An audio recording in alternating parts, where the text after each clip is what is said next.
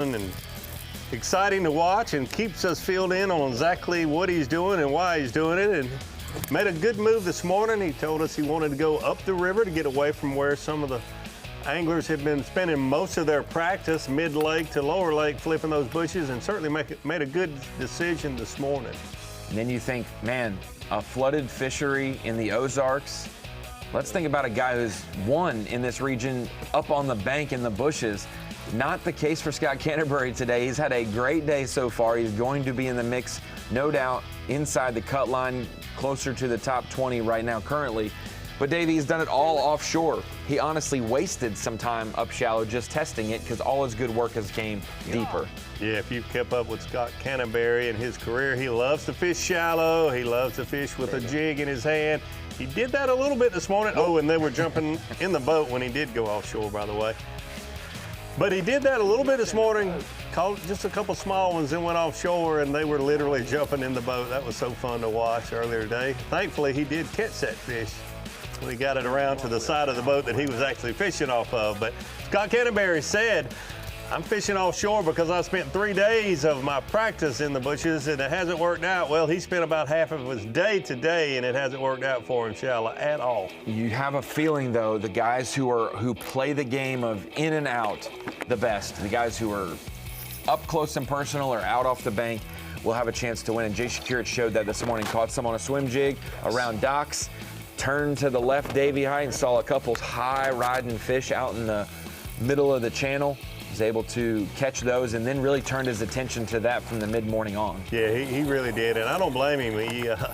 When you just randomly scan out in the middle of the pocket and you saw a couple fish, and they were very aggressive out, roaming around suspended. I think the clouds had a lot to do with that today. A lot of these fish up off the bottom, about the middle of the water column, 25 to 30 feet deep, but the fish, a lot of these that we saw Jay catch this morning were 12 to 15, 16 feet from the surface of the water.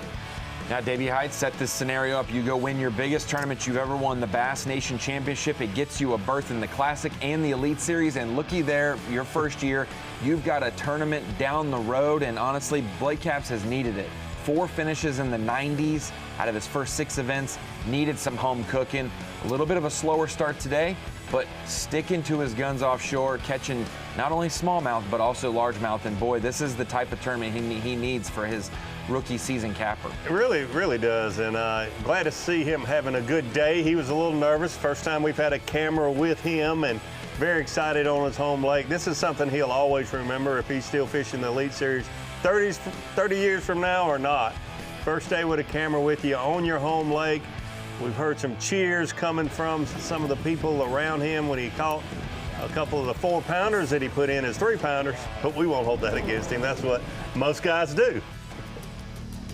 You think about it, we talked about Jeff Gustafson struggling early in the season, and then he had a 10 or 11 pound day at Hartwell, and it was his best weight day of the year.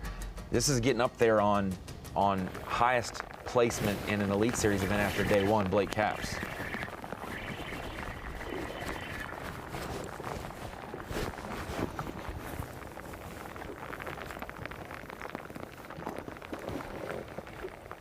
He's a jumper. Golly.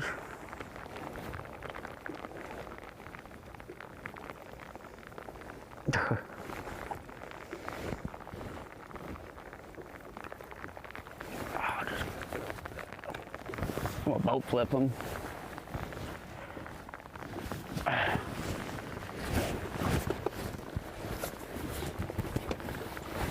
I think he'll call anyways. I think we're rid of that little bitty one. Yes, sir.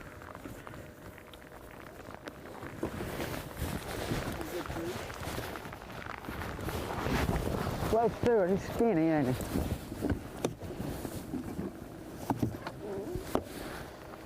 I can't believe I broke that one off a second ago.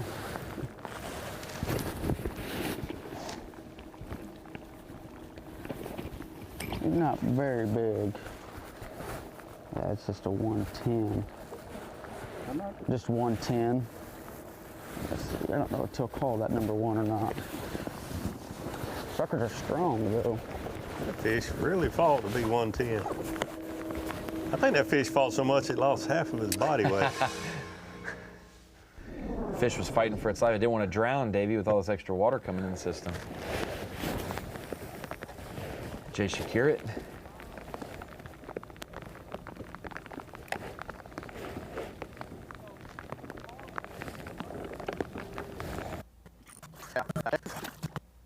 We got to really be on our game to identify anglers now that they all are in their rain gear and hoods up. I caught that 3-pound smallie right before that rainstorm went through.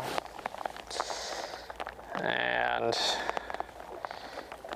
we're just trying to get another one. It's really hard with the rain and the wind to present the bait properly to the bigger fish. So hopefully now that it's calmed down a little bit, we can see a little better and catch one more or two.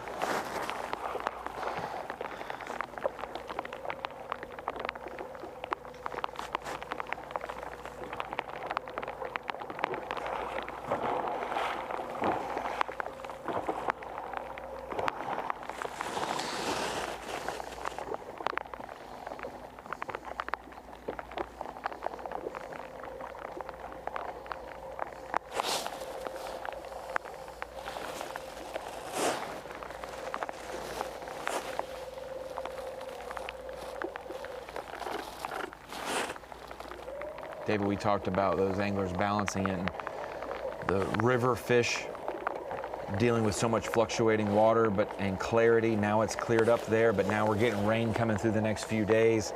How quick it changes. In your experience, a place that it's not like it doesn't flood. This is very common, and especially this year, these fish are used to it, but they're going straight up there trusting that it's going to continue to rise, or even though it's only 20 minutes to the dam by boat, they don't feel and know that it's dropping until it drops. I think that's true in most cases, but this place is unique only to like a few others. You mentioned Smith, I think more of Douglas, but we're on the same track there. One of the few places that, and when I say a few, I mean in the region, nationwide there's a lot of places like this, I guess, but this is the minority where a lot of these fish don't move up and down with the water rising or falling. Obviously, if they can stay in the water. The ones that are in the bushes when it drops 8 feet obviously have to move out. But there's fish on this lake, and I confirmed it with Jason Christie and Blake Caps, that a lot of these fish that are 20, 25 feet deep, it's first, second week in June, if that water comes up 8 feet or goes down 8 feet, they don't move at all. So it's different. It's not totally unique, but not like most places that we go to and fish. And for those fish that maybe like Jay Shakira hanging in the top of a piece of timber, the timber's only going to be 5 feet deeper, if the water rises, but that's the only thing that they are around. They're not related to bait balls. They're just on that cover or structure, so they're going to have to adjust if they moved. Have to make a significant change there. But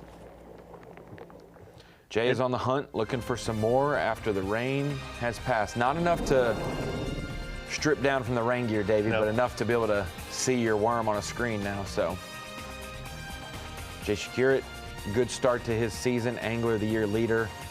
This is the last real worrisome event for a lot of anglers before we head north. We're almost through day one. Jay Shakira surviving still.